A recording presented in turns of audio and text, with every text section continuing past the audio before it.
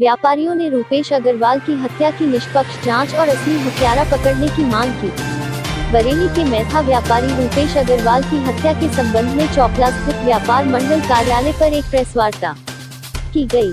Press वार्ता में महानगर अध्यक्ष शोभित सक्सेना ने कहा कि रूपेश हत्याकांड में एक बड़े मैथा व्यापारी मनीष जैन का हाथ है, क्योंकि व्यापारी रूपेश की फर्म मनीष जैन ने रजिस्टर कराकर उस फर्म से करोड़ों का मैथा सप्लाई किया गया था और 2 साल में उसकी फर्म को बंद करवा दिया गया।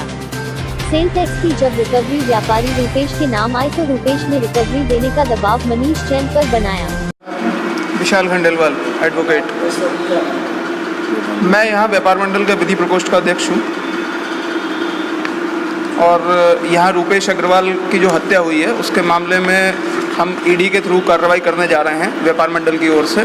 उसके लिए मुझे बताया गया है और कहा गया है, एक्चुअली जो कोतवाली इंचार्ज जो उन्होंने जांच करी है इस मामले में और मनीष जैन जिसके द्वारा हत्या का ये पूरा षड्यंत्र रचा गया, उसको एक क्लीन चिट दे दी गई है।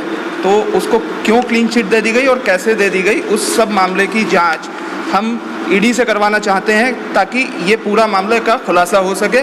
और इसमें जो उसकी रूपेश अग्रवाल जिसकी हत्या हुई है उसके पत्नी और बच्चों की सुरक्षा की भी मांग किए जाने के बाबत है, क्योंकि उसकी पत्नी और बच्चों को गंभीर खतरा है जान का उस व्यापारी के द्वारा जिसने हत्या करवाई है। क्योंकि 90,000 रुपये का जो मामला बताया गया है ये तो केवल मामले को दबाने के लिए कर दिया गया कि एक क्लीन चिट देकर के मामले को ख़त्म करवा दिया जाए।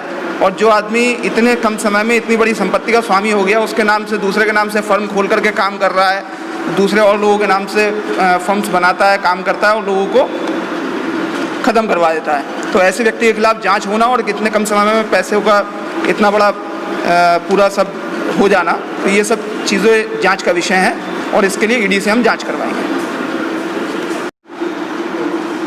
क्या मामला है? मामला यह है कि जैसा कि सबको विदित है कि मैथा व्यापारी रूपेश अग्रवाल की हत्या हो गई। पुलिस ने पहले उसकी गुमशुदगी में रिपोर्ट दर्ज करी थी और आज की तारीख में हत्या में मुकदमा दर्ज है। पुलिस ने अपना काम बखूबी निभाया है।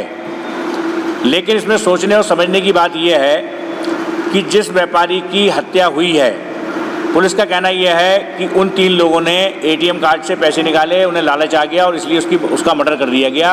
अगर देखा जाए तो 90,000 रुपये उसके एटीएम से निकले हैं। क्या ये संभव है कि कोई व्यक्ति 3 व्यक्ति मिलकर 90,000 के लिए किसी का मर्डर कर दें? इसमें कहानी ये है कि जो ड्राइवर राजू नाम का व्यक्ति पुलिस ने जेल भेजा है, वो व्यक्ति मैथा कारोबारी, एक बहुत बड़ा कारोबारी है मनीष जैन, उसका वो ड्राइवर था। और मनीष जैन ने जो हमारा व्यापारी रूपेश अग्रवाल ख़त्म हुआ है, उसके नाम एक फ़र्म खुलवाई थी मैथा के कारोबार के लिए, अवैध कारोबार के लिए। उस फर्म को खुलवाने के बाद 2 साल बाद उस फर्म को डिसॉल्व कर दिया और ज़बरदस्त तरीके से यहाँ से उसकी फर्म से मैथा भेजा गया।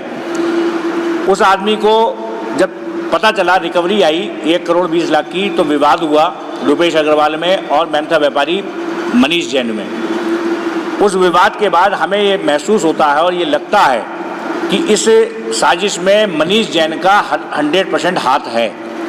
मनीष जैन की अगर विषय में अगर बात की जाए तो मनीष जैन आज से 10 साल पहले LML स्कूटर पे चला करते थे और आज की तारीख में 1,000 करोड़ की प्रॉपर्टी के मालिक हैं, जिसमें कि उनकी 1 कोठी रामपुर गार्डन में खड़ी हुई है, एक रायना नगर में खड़ी हुई है, एक फैक्ट्री लगी हुई है उनकी फरीदपुर पे, एक फैक्ट्री लगी हुई है उनकी अजयनगर क्षेत्र में, एक फैक्ट्री लगी हुई है बाली में, एक आलीशान बंगला है लखनऊ में, एक हरदोई में, एक सीतापुर में। ये सारी चीज़ें मैं वो बता रहा हूँ कि जिसकी मुझे जानकारी है।